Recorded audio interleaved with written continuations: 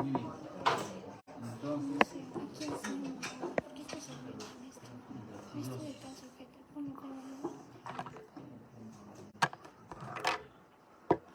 desafíos pulmonares. La enfermedad de hidatidosis se conoce como una zoonosis, enfermedad causada en terceros en los animales, pero en este caso es el perro.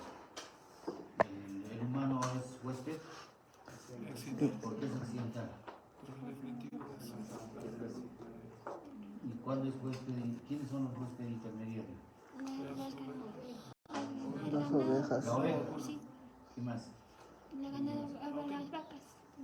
Ganado vacuno. En nuestro medio, la oveja.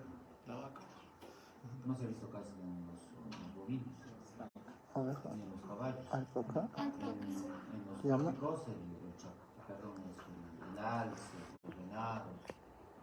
Pero en nuestro medio es la oveja, el bovino. La hidatidosis pulmonar se lo considera como una enfermedad de la pobreza y va a ocasionar serios consecuencias en la economía del país. Hasta el momento no hay un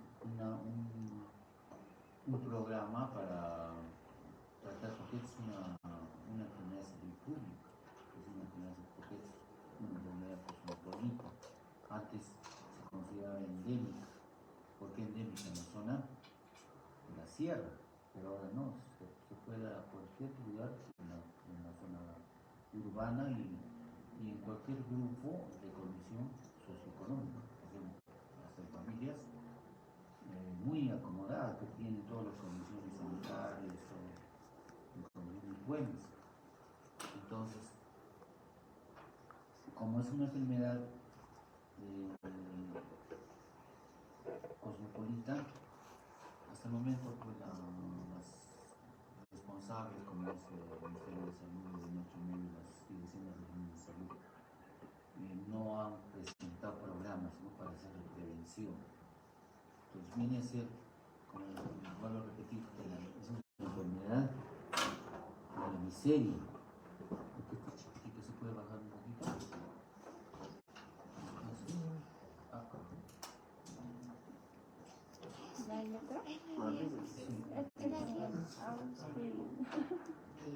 Ya, bueno. Viene a ser una enfermedad de la miseria,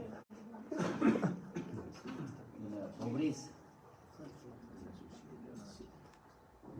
Es tanto un drama individual como familiar, porque involucra a toda la familia. Si es el papá o la mamá que son los pilares de la familia, con más razón, porque ellos son los que mantienen a la familia. Como va a afectar, entonces compromete económicamente en el desarrollo de sus actividades, que es más frecuente en las regiones agrícolas, en las regiones ganaderas.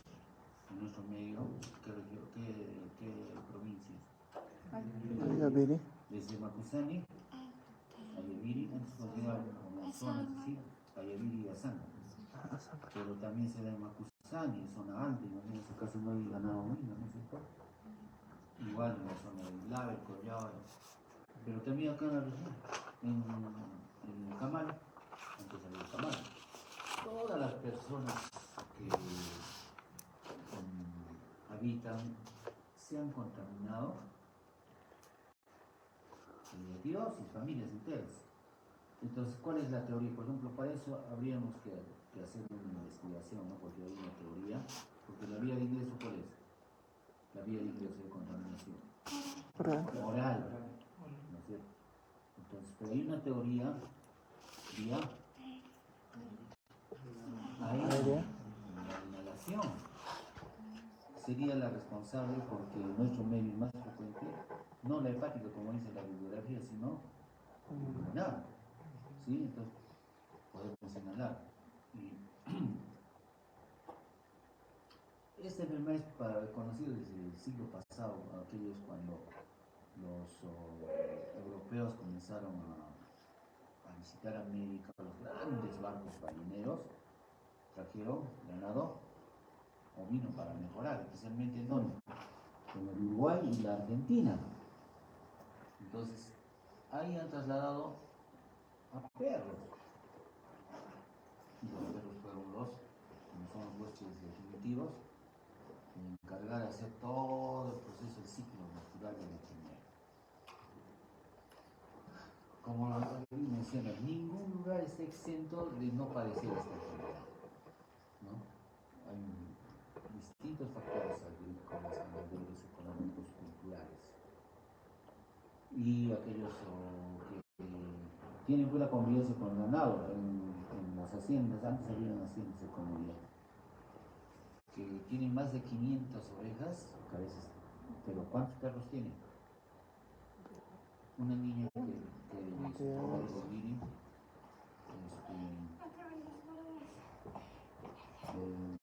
tenía 700 ovejas. ¿Y cuántos perros tenía? 100 perros. Imagínense, 100 perros. ¿Ah? Y acá se va a decir, ¿no? Porque cuando matan las ovejas, ¿qué hacen? Las vísceras se debería de enterrar o quemar.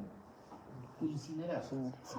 No quemar, perdón, no enterrar, porque el perro lo va a escarbar o directamente lo entrega a la comida, ¿no? Y nosotros, ¿cómo nos contagiamos si no tenemos contacto con la oveja, con el perro? Ahorita familias que no han tenido contacto con un perrito, que son mascotitas, que están bien parasitados, bien atendidos, pero viene la suerte de tener esta enfermedad, ¿no? Es que a veces al consumir un exquisito plato de hígado,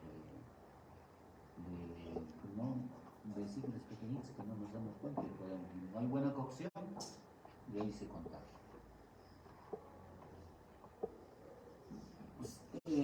Clasificado como una enfermedad de ciclozoonosis, va a extenderse en relación al animal, al hombre directamente, en el medio ambiente, en reservorios y vectores.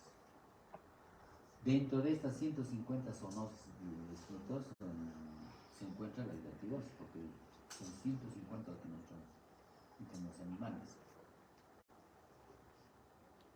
Entonces, este tipo de zoonosis va a pasar por más de una especie de vertebrado, puede ser perro o oveja, o sea, dos vertebrados, ¿no? Por eso se llama ciclozoonosis. Vamos a tener 3 especies de Echinococcus, el granulosus, hasta 5. El granulosus, que son el más frecuente, el multiloculares, el oligarchus y el granulosus, que son casi los quistes únicos. Los multiloculares son aquellos múltiples, puede ser ambos campos pulmonares, igual en el hepático. En el hepático también se ve así como el panal de abejas o como un racimo de uvas. Entonces, esto prácticamente vamos a dar, porque el tema es extenso. Los huéspedes definitivos, los cánidos en el perro, en su forma adulta, el Echinococcus granulosus. Intermediarios, los bovinos, ovinos, pero van a albergar en la etapa larvaria. Y en los humanos, que es el accidental, ¿no? Que van en el humano, impide que complete el ciclo. También, ese es el granuloso. Los multiloculares, que también se denomina alveolar o multilocular. Definitivos, el zorro rojo, los lobos, coyotes, y los intermediarios, los roedores, multiloculares, al hombre. Este es el ciclo. Eso lo conocemos desde parasitología. También bien llevado a cirugía digestiva, ¿verdad? También se hace hidratidosis, ¿sí? La Echinococcus poliquística, el huésped definitivo es venado. La intermediario, la nutria. Este es el oligarco. El oligarco. Aquí sí el gato puede estar ahí, ¿no? El huésped definitivo, el gato. El intermediario, la rata espinosa. El Echinococcus granulus es un gusano plano, un helminto de la clase Platelmintos, de la orden sexta, un recuerdo. Parásito hermafrodita, tiene una dimensión de 7 a 14 milímetros. Es huésped habitual en el intestino del perro, especialmente en el duodeno. Aquellos perros que se van a alimentar de vísceras. Y, bueno, ellos vísceras tienen estas cosquillas. Esta es la forma adulta del Echinococcus granulosus. Tiene una parte anterior, el escolex, que justamente es a través del escolex, tiene ganchos ventosas, se van a adherir en la membrana germinativa. Luego tenemos los proglótidos. Todo esto se llama la estróbila. Y dentro de eso, la parte final está el útero grávido, donde están los huevos. Es una imagen microscópica. La proglótide, el escolex, el proglótide y la parte grávida. Los huevos son redondeados. Tiene una cubierta externa radiada de color marrón. Este es el denominado embrión hexacanto. No vamos a poder diferenciar de otras especies de la familia Embriae.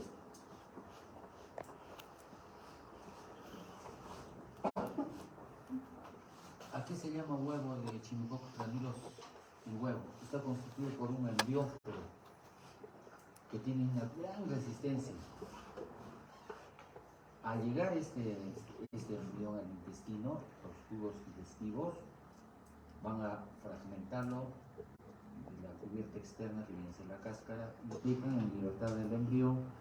Y como este embrión tiene los ganchos, 6 en total, van a atravesar la pared intestinal, puede ser el duodeno o la primera porción del yeyuno, donde es la mayor la superficie de absorción.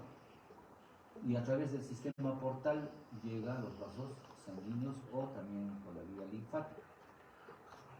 Entonces, donde el embrión origina al principio una pequeñísima esfera blanca con pasta, se llama folículo hidatídico. En el momento cuando el embrión va a estar en íntimo contacto con el huésped, se llama folículo hidatídico. Después, posteriormente, va a formar una cavidad y a los pocos meses, entre 4 o 5 meses, puede alcanzar el tamaño de una nuez o avellana. Acuérdense que esto va a crecer en un año, 1 centímetro. Y en los niños, aquellos niños desnutridos, es el crecimiento más rápido porque sus niveles inmunitarios están bajos, los están bajos. Crecen, he tenido la oportunidad de operar a un infante de 1 año, 8 meses, un disquiotipo. ¿Cómo podemos explicar por dónde? Eso no es una enfermedad que se transmite placentariamente, ¿no? Definitivamente el contagio es oral.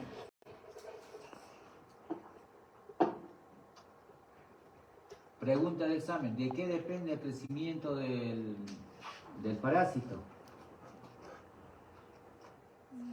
Del potencial evolutivo del embrión,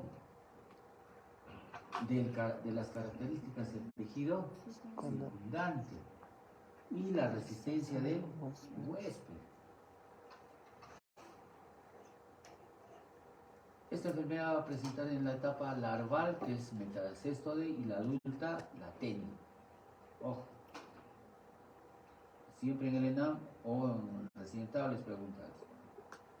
Dos formas, etapa larval, metasóstero y la adulta. Entonces, todo está en relación, tanto la significación clínica, económica, en la alimentación por el metasóstero, o sea, la etapa larval. Anatomía patológica. Eso también vamos a recordar lo que hicieron en parasitología y también algo han mencionado en cirugía digestiva. La parte externa o la de defensa, cuando les pregunto, ¿qué es la adventicia? Luego viene la cutícula, luego viene la membrana prolígera y en sí el líquido hidratídico. Entonces, esto es un esquema de la etapa larval de la periquística para representar la respuesta o la adventicia, ¿no? O sea, ¿qué es la adventicia? La respuesta del huésped frente a la presencia del parásito. Obviamente esta capa está compuesta por fibroblastos, células gigantes, eosinófilos. Luego viene la capa laminada o ectoquistis. Acelular mide aproximadamente 2 milímetros. Y por esta capa puede permitir el paso de los nutrientes. La capa germinal, este sí es la membrana, que se llama también membrana germinativa, ¿no? Germinativa. Aquí están las adheridas, las vesículas prolígeras. Y ahí tenemos la vesícula. ¿Dónde está la reina? Ya fui yo Estrella. también sobre el doctor. A ver, ¿qué está? Estrella. A ver, a ver.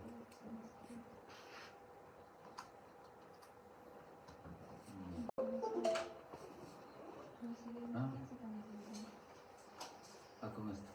Ahora sí. Estas son las vesículas prolígeras o vesículas hijas que están unidas a la membrana germinativa. Y en estas vesículas hay una serie de fases por gemación que van a dar otros protoescólices. Pro. Y esto confiere la fertilidad del quiste.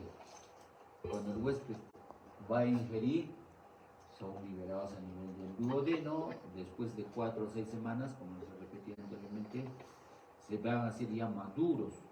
Y así se va a cerrar el ciclo del echinococcus. Luego tenemos la arenilla hidratídica. Esto les voy a preguntar en el examen práctico. Eso sí o sí tienen que saber. Sí va a haber tiempo para el examen práctico que va a ser con imágenes. Que sepan, ya les mencioné al inicio, que sepan diferenciar qué cosa es un neuromotor, si es espontáneo, si es traumático, qué es un neurotórax, qué es un neurotórax, ¿sí? Entonces, este es un quiste, este es un quiste hijo que viene a ser la vesícula hija y se desprende de la membrana germinativa. Y también, y así sucesivamente, son pequeños protoescólices.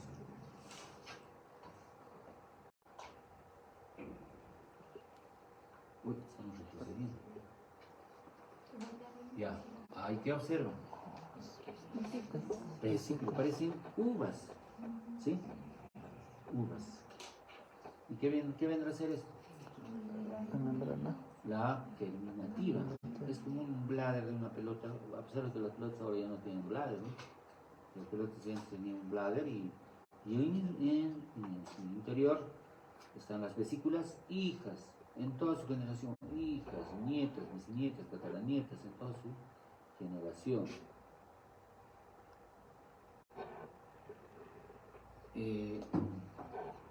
¿Cómo es la expresión de una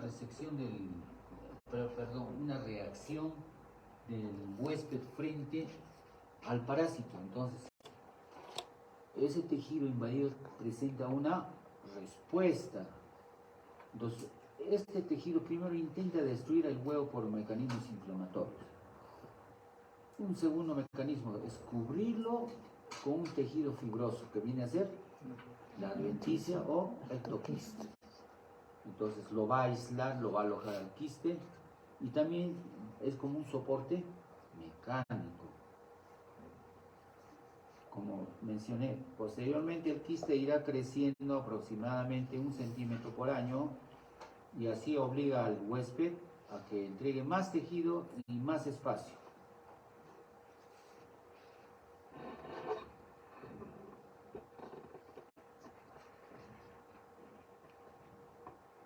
Ahí está. Hice un corte microscópico. No está bien la imagen, pero acá están los protoscopios. Estas son las membranas, la adventicia, la cortícula, la membrana terminativa. Hasta viene a ser la adventicia, la cutícula. Esto es la terminativa y acá están liberados los escoles, los protoescoles en su interior. Contenido del... Ya hemos hecho la respuesta del organismo que viene a ser la adventicia. Luego las demás capas. La principal viene a ser la terminativa. Y dentro de su interior el líquido hidratídico, producto del metabolismo del parásito. Es una acumulación de líquido, que es una respuesta biológica frente al incremento de la población de los escoles. Transparente como agua de roca. Va a contener agua, por supuesto, cloruro de sodio, todos los electrolitos, urea, ácido úrico, vestigios de albúminas y grasas. Estas son el responsable de la reacción antigénica del shock anafiláctico, una de las proteínas. Posee propiedades antigénicas, por eso cuando el quiste va a romperse, especialmente en el abdomen, un traumatismo de unidad cerrada, el paciente ignora haber tenido el quiste, el paciente se puede morir por un shock anafiláctico, ¿no? Ruptura del quiste hidratídico. Hay una respuesta inmediata que viene a ser el shock anafiláctico, lo cual no sucede en la cavidad pleural o en el latidos pulmonar, porque cuando se presenta la vómica, ¿quién llegó último? Levante la mano. ¿Qué es vómica? La expulsión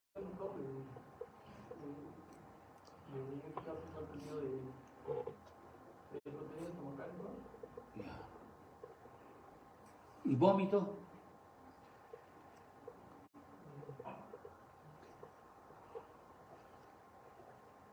Mira, ustedes tengan una puerta a ser internado y que no sepan definir qué es una vómica y qué es un vómito. Al de su compañera de delante. ¿Qué es vómica? Y eso lo han hecho en neumología, han llevado neumología, ¿no? Van a comprarse un librito un diccionario de términos médicos y es necesario recordarlo. La medicina es totalmente ingrata. Uno está constantemente teniendo que familiarizarnos de la terminología, así como la anatomía, como lo primerito, la primera clase se aprende es terminología, igualito. ¿Qué es vómito? Del líquido, en este caso, por ejemplo, sería del quiste, eso sería la vómita. Ya, un tibio, Líquido. tito. Es la expulsión de las membranas de algún contenido del quiste. Ya. Bueno, vómica procedente del árbol respiratorio, vómito procedente del aparato digestivo. Lógicamente, vómica viene a ser pues, la ruptura del quiste a través de los bronquios, lo expulsa. Eso es vómica. Por eso que al paciente le preguntamos, cuando estamos haciendo la historia clínica, es decir, ojo, tiene que precedir de la tos. La vómica tiene que ser precedida de la tos. El sabor. ¿Por qué preguntamos el sabor? ¿Qué contiene acá? Bien. Salado. Dices, he botado un líquido salado. Y he expulsado como restos de cáscara del huevo, de la clara, ¿no? ¿Sí? No, este paciente ya tiene hidatidosis. ¿Sí? Muy bien. Entonces, vamos, a medida que va creciendo el quiste, aumenta la presión hasta 100 centímetros de agua. A medida que va creciendo.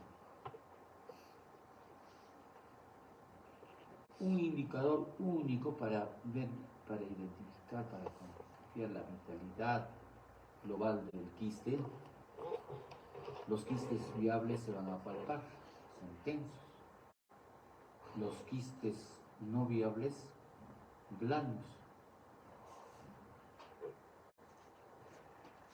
Entonces, este procedimiento que se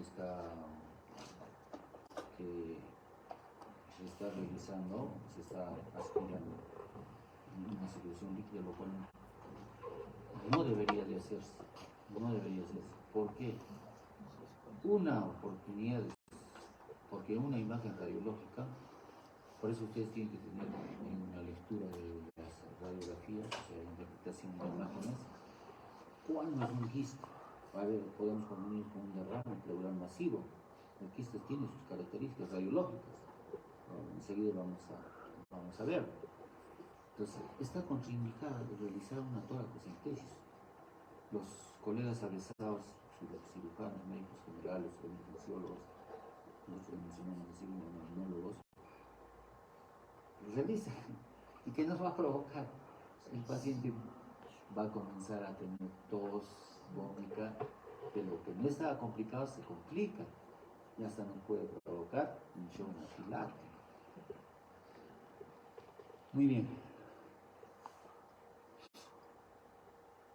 Entonces, vamos a tener algunos elementos figurados microscópicos, así como las vesículas prolijas.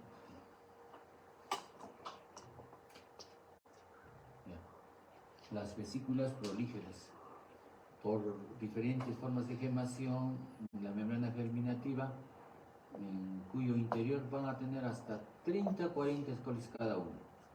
Cada escolis mide 200. ¿Qué significa esto? Nanómetros.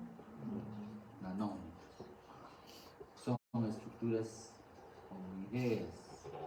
Algunos son ortoescólices, ricos en glucógeno. Tienen ganchitos, ventosas. Luego metaescólisis, no viables. Lo contrario, pobre en glucógeno y dejan libres sus ganchitos.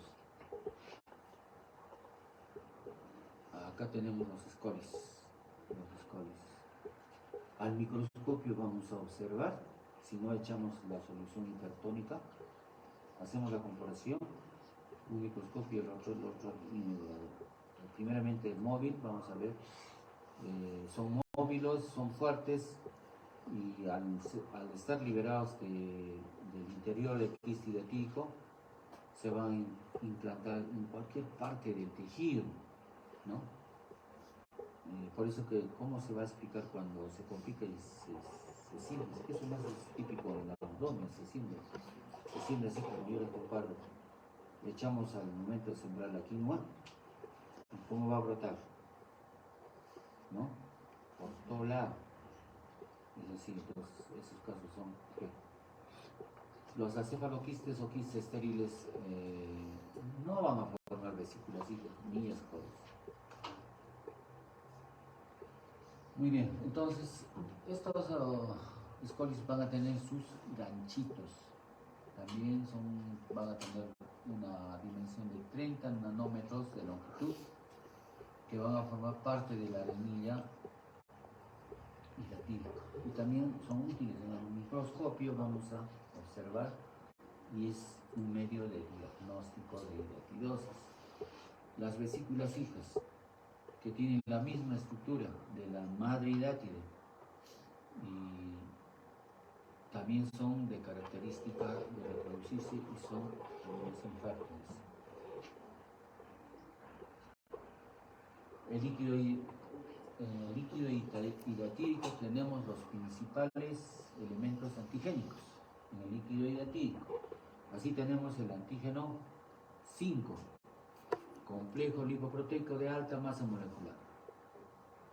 400, ¿qué medida será cada? Kilodalton. Y el antígeno B, también.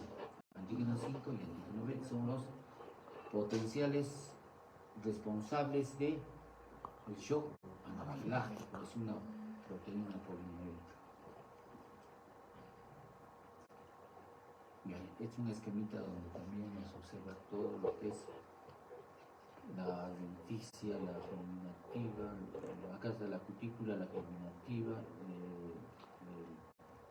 los escoles, los propios escoles, las vesículas hijas ya desprendidas con todo su contenido líquido hidatídico. Acá la arenilla hidatídica está conformada por resto de los ganchitos, por proteínas. Entonces, esto es un esquema del hidatídico, de la hidátide. Y ahí lo tenemos en ciclo. Las vesículas, es una como un panal de abejas. Es difícilmente desprender la adventicia. Esta es la germinativa y son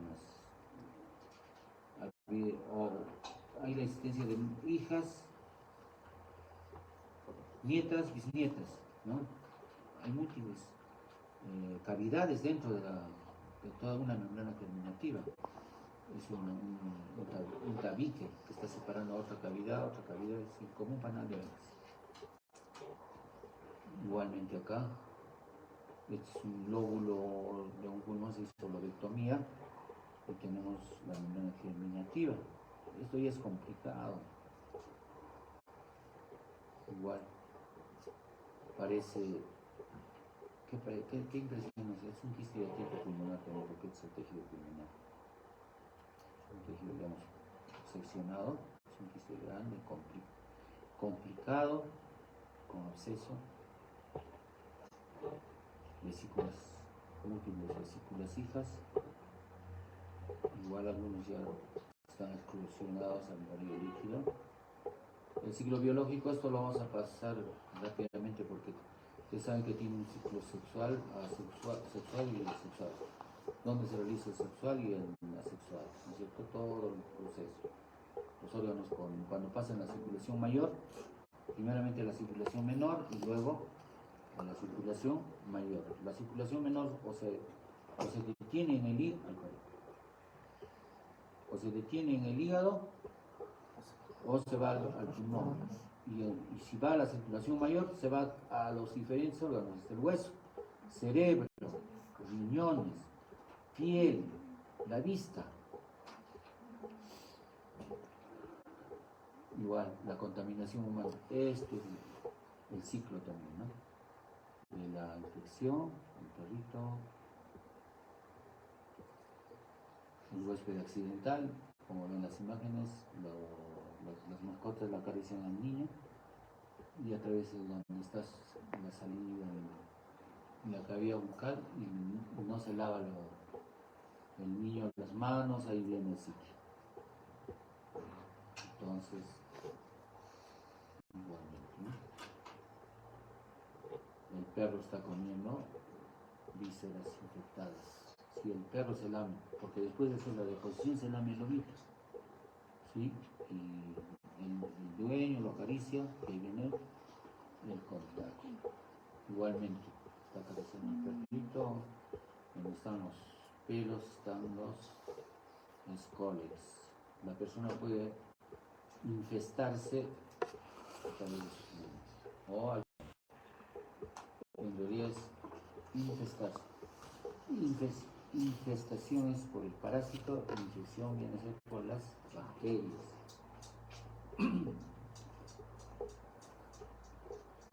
también aquí la contaminación humana, cómo se va contaminando en el aire libre. Algunos productos no se lavan bien, o en la mascotita le aparece el niño. Ojo, comer vegetales crudos mal lavados o de un pozo, no lavarse las manos, también es un medio, no solamente para la piel, sino para muchas enfermedades. Localización. La localización hepática viene a ser la más frecuente, en un 75% en la literatura, pulmonar en un 15%, pero en nuestro medio no es así, otras 10%. En nuestro medio, pulmonar 75% en nuestro medio, hepática un 20%. En nuestro medio, dentro del... No, ¿qué lado de los pulmones es más frecuente? El derecho, un 53%. Y más frecuente en los lóbulos inferiores, un 56%. En un 82% son únicos. Un 82% son únicos.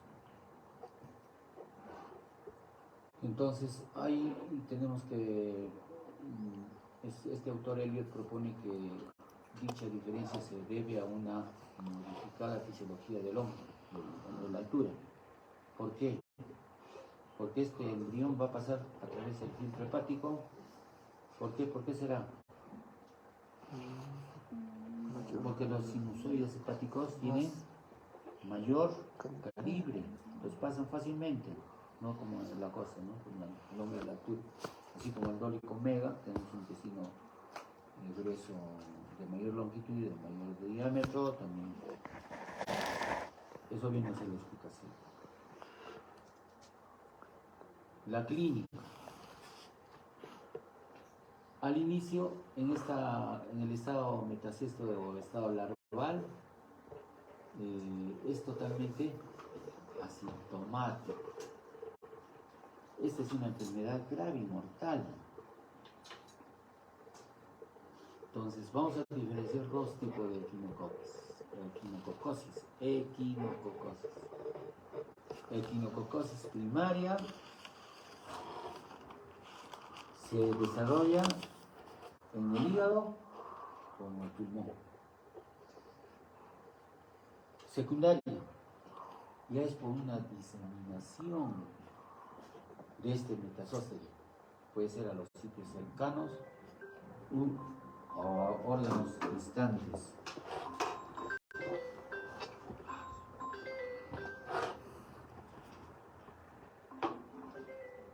Esto va a ocurrir cuando es traumático, espontáneamente o por acción traumático, o algunos tratamientos invasivos, como les dije, al hacer la toracocentesis, una punción.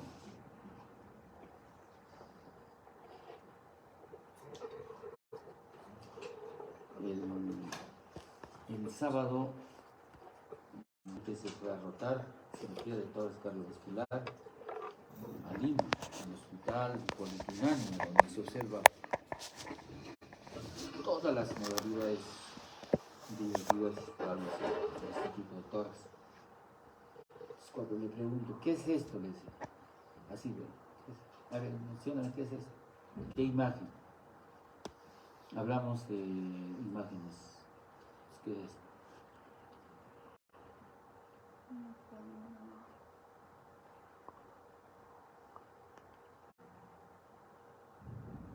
Miranda. En este caso es una ruptura pulmonar. TAC. Una tomografía. Tomografía pulmonar. ¿Cuál es el afectado? Ventana pulmonar. ¿Cuál es el afectado?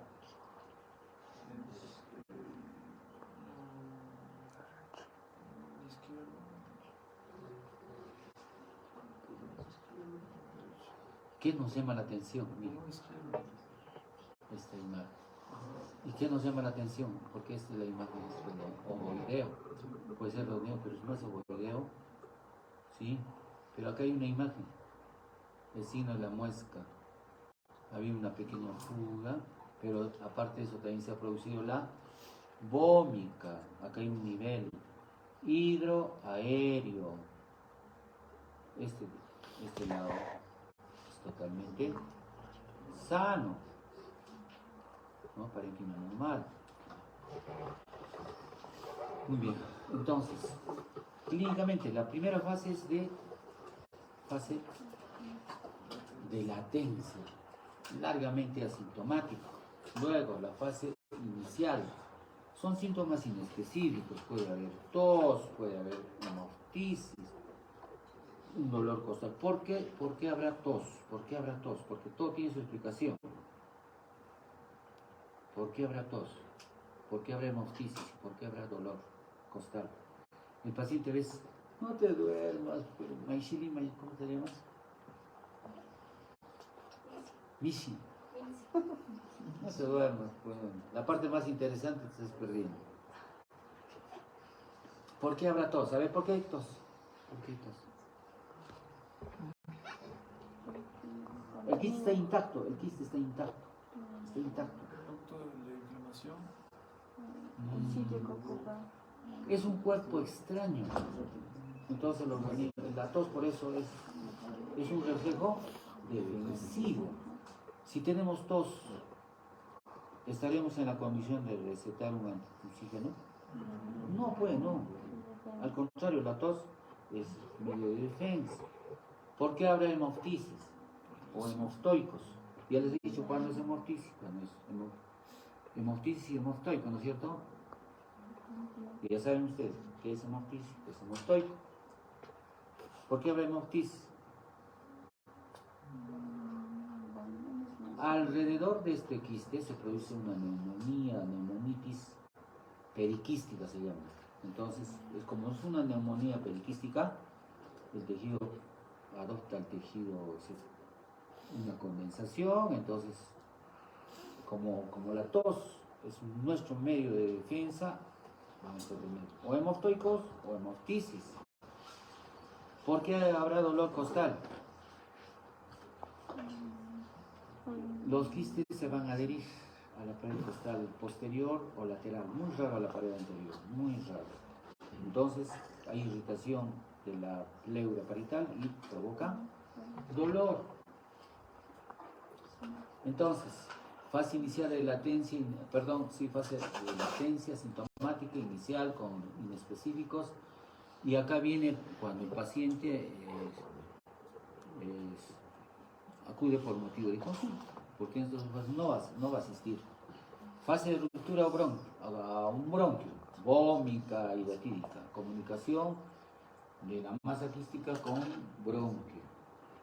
Y este viene a ser la cuarta fase, la cavidad residual, en el cual el paciente presenta hemoptisis residual de broncoarrea y hay absceso, catarros bronquiales, y el paciente tiene un característico olor al hablar. Eso se llama halitosis, ¿no? Que algunos de nosotros tenemos, porque estamos mal, pues algo está sucediendo, ¿no? Y por eso algunos se ponen mascarilla, ¿no? Como ellos, no es porque se van a contagiar ahora de COVID, ¿no? Porque es halitosis bien manifiesto. Entonces, la sintomatología es muy variada, depende de qué, del órgano afectado, del tamaño del quiste, de su ubicación, del contacto con otros órganos, de las complicaciones.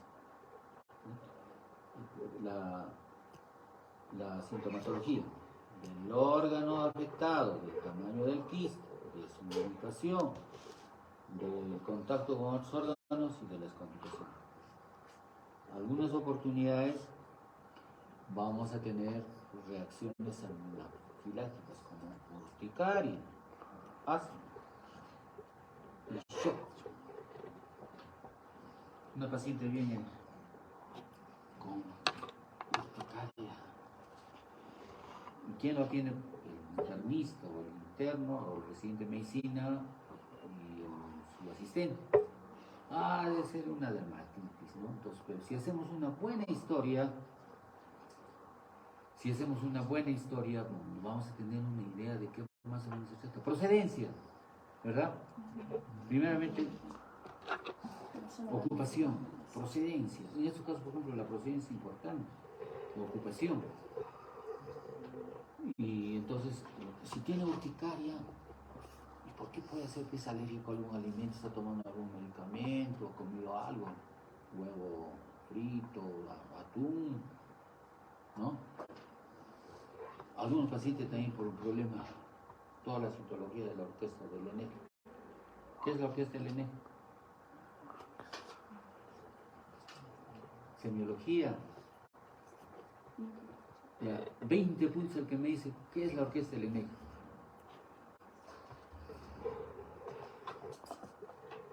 Semiología. Ustedes no hay semiología. Y dice, escucha. ¿Qué has escuchado? La orquesta del ENEG. Perfecto. ¿En qué consiste la orquesta del ENEG? 20. Tarolas, guitarra, órgano, ¿sí? La orquesta de roncos, sibilantes, estertores crepitantes, subcrepitantes, es la orquesta del ENEG. Sibilantes, roncantes. Dice, la orquesta, todos se escuchan, no es específico subcrepitantes o crepitantes. Se escucha ronco, se escucha todo, es el asma. Y lógicamente, pues shock, su paciente es sudoroso, piel fría, taquicardia, ¿no? La sospecha clínica requiere de la confirmación, ya vamos a corroborar nuestro diagnóstico.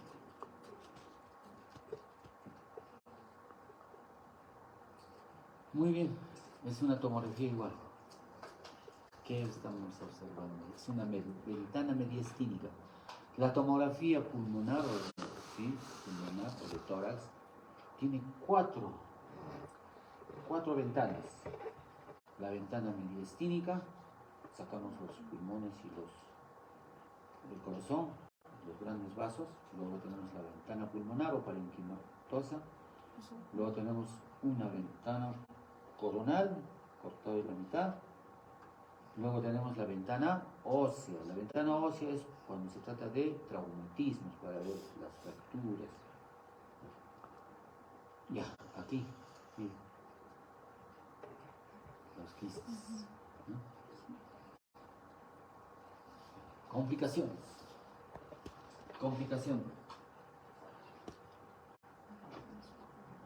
Hidratidosis pulmonar múltiple.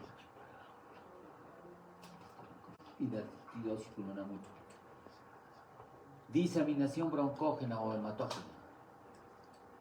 Hay una hidratidosis sistémica, no solamente tiene en en el pulmón, en el hígado, en el abdomen, en el riñón. Son casos muy complejos. Gonzalo, dime, perdón. Dime.